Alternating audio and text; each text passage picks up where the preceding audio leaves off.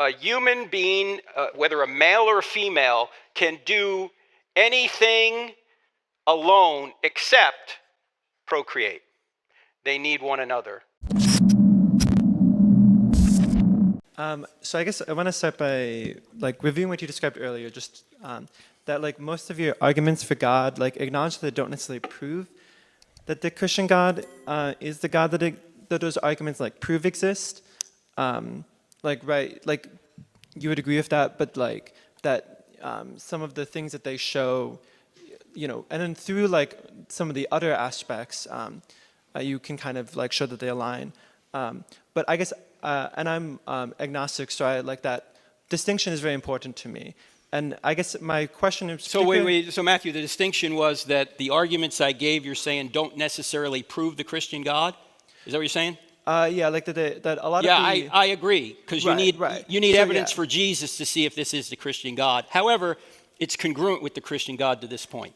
Go ahead. So, and I guess I want to ask, particularly starting at the morality question, because the creation, all of those first ones, a God could, I guess, exist with a different moral framework, pretty much, So my question is, if morality is self-evident, which you quoted Thomas Jefferson saying, then if the morality that we experience, as in that self-evident morality that we learn, the intuition that kids have, if that seems to disagree with our interpretation of the Bible at this in the modern day, and therefore of the Christian God and of the Christian idea of morality. How does that, wouldn't that in some ways, perhaps disprove the Bible or show that it doesn't accurately seem to describe morality or that interpretation of the Bible? Well, you'd have to give me an example in order to... Yeah, so if through, intuition or self-evident experience, it seems that homosexuality is not an evil, but it is described to be such in many interpretations of the Bible, not all interpretations of the Bible at this point, but that is something that, to many it would seem self-evident that that is not an evil, and our laws would reflect it at this moment.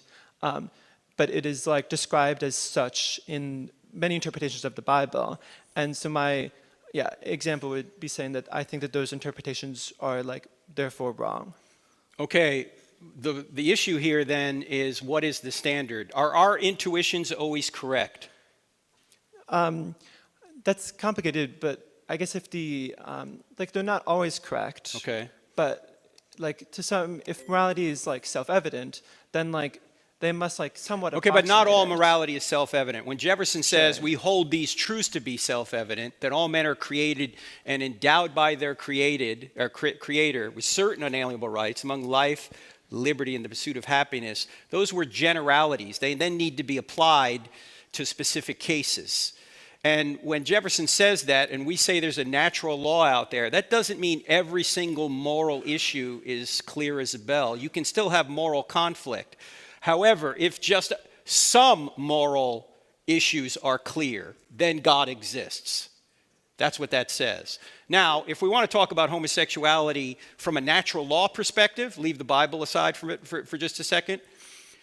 A natural law perspective looks at the design of the way things, or the way human beings have been designed. And it's quite obvious that men were designed for women and women were designed for men. And the reason we're here at all is because of that relationship. A human being, whether a male or a female, can do anything alone except procreate. They need one another. So the ground of civilization is the biological two-parent family. Without that, we don't even have a civilization. And everybody, whether they have different sexual desires than heterosexual desires, every one of those people came from that relationship. And by the way, every one of us, regardless of our sexual orientation, so to speak, is oriented toward bad behavior. It's called depravity. We know the right thing to do, but a lot of times we don't want to do it. And just because people have attractions to do certain things, that doesn't mean that the actions from those attractions we ought to do. In fact, some people put it this way, that the principled restraint of destructive desires is called civilization. We all have desires we ought not act on. So the question is, what is the right way to act, not feel, but act sexually? Obviously, let me put it this way. What would happen if everybody in society lived faithfully in a biological two-parent family? What would happen to society? Everything would be improved. Crime would go down. Abortion would go down. Welfare would go down. Emotional pain would go down. Fatherlessness would be non-existent. The biggest driver of crime in America is fatherlessness. So many things would be better. Next question. What would happen if everyone lived faithfully in a same-sex relationship?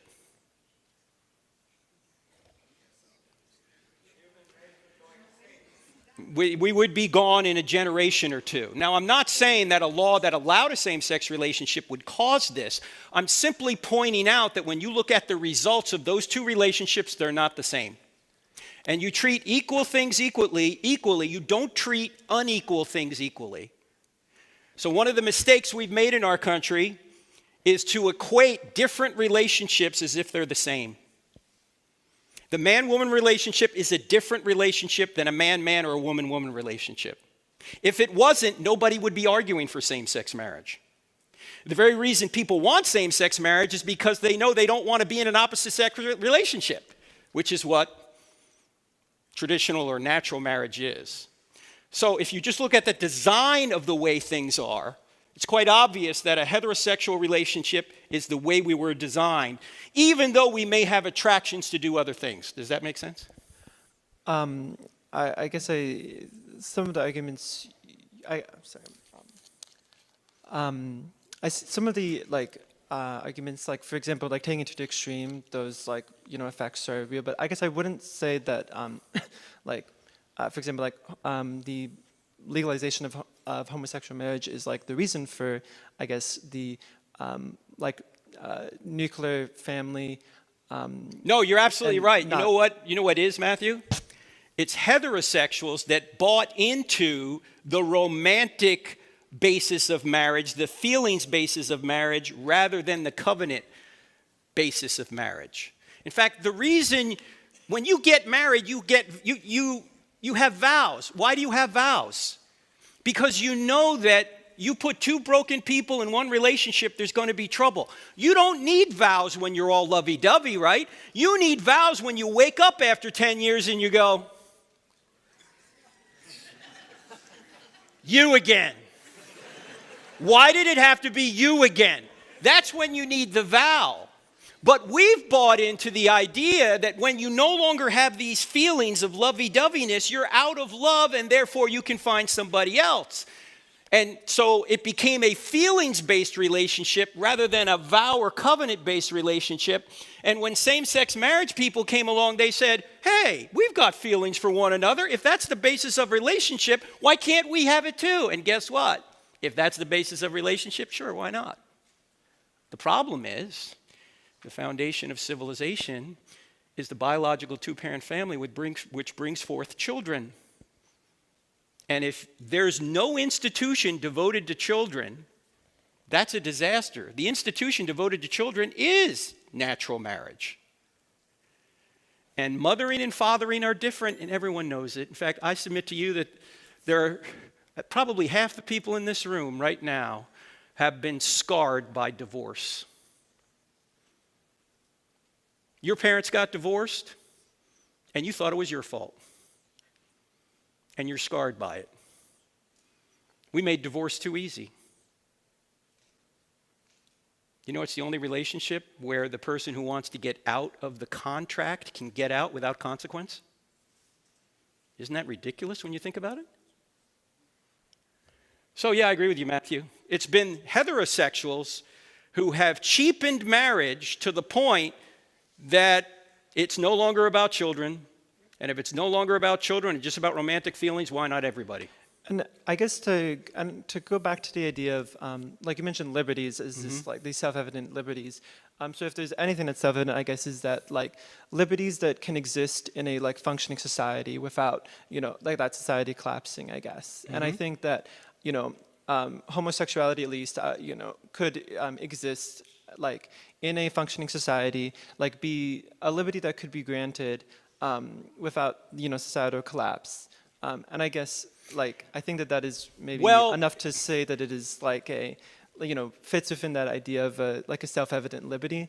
And yeah, the problem is, if you look at history, that doesn't bear itself out. The fall of the Roman Empire fell from within, not from without. Who is it? J.D. Unwin, who did all of those surveys of previous civilizations, found that most of them fell because they became obsessed with all sorts of different sexual practices, which broke up the family, which led to a breakup of the society. So if you look at the sociological studies, it's not even debatable that the biological two-parent family is the most basic form of government and civilization. If we cheapen that, nothing else really matters.